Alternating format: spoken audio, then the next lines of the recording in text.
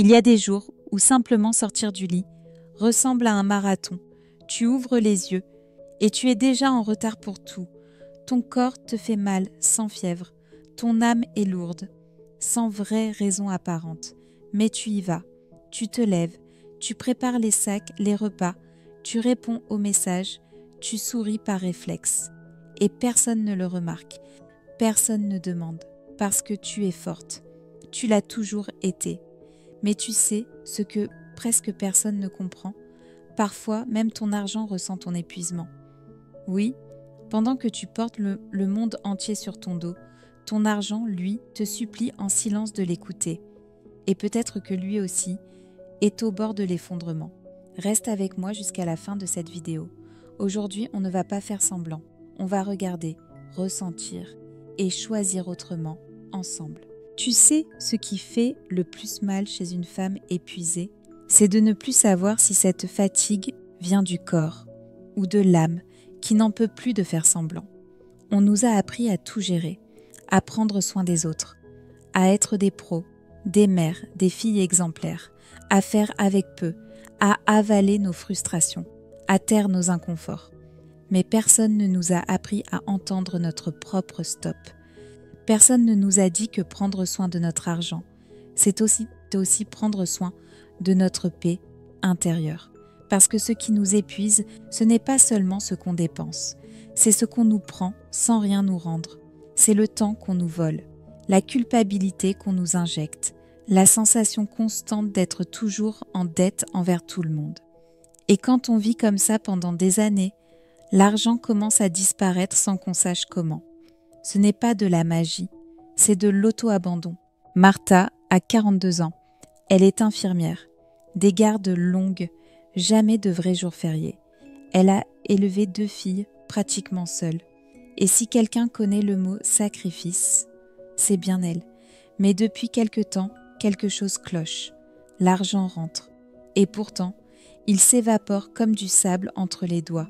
Elle ne s'achète rien. Elle ne part jamais. Et malgré ça, elle est toujours à découvert.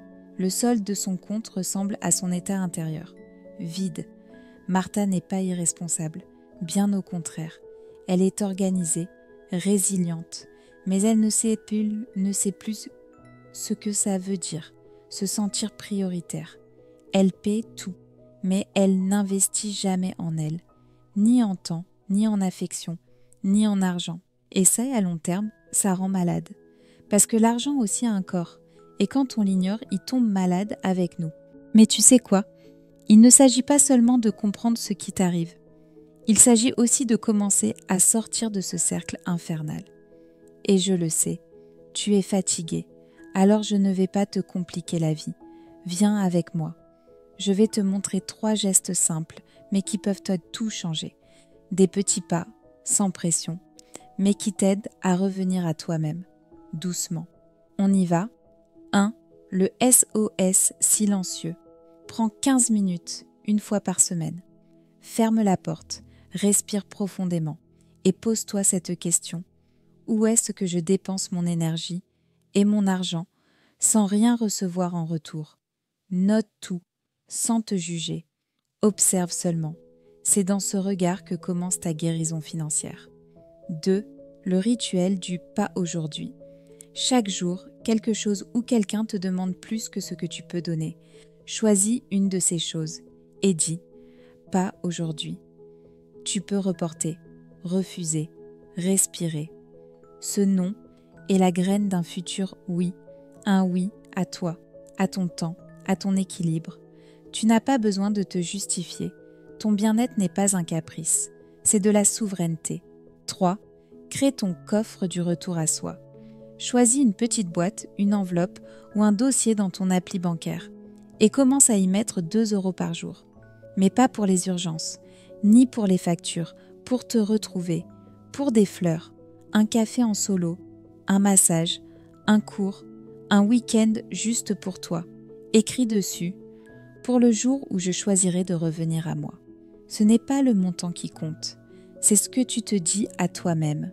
Je ne me suis pas abandonnée. Tu sais, tu n'es pas seule. Il y a des milliers de femmes qui vivent comme toi, fatigué, invisible, toujours disponible, mais qui en silence rêve d'une pause, d'un geste, d'un espace, d'un nouveau départ. Cette vidéo, c'est pour toi et pour toutes celles qui ont tant oublié qu'elles méritent de vivre avec légèreté. Si ce message a résonné en toi, écris en commentaire « Aujourd'hui, je choisis de revenir à moi » ou envoie cette vidéo à une femme qui pense encore qu'elle ne vaut que ce qu'elle donne. Ici, on ne fait pas semblant d'aller bien. On apprend à se relever doucement, mais plus entière et plus libre.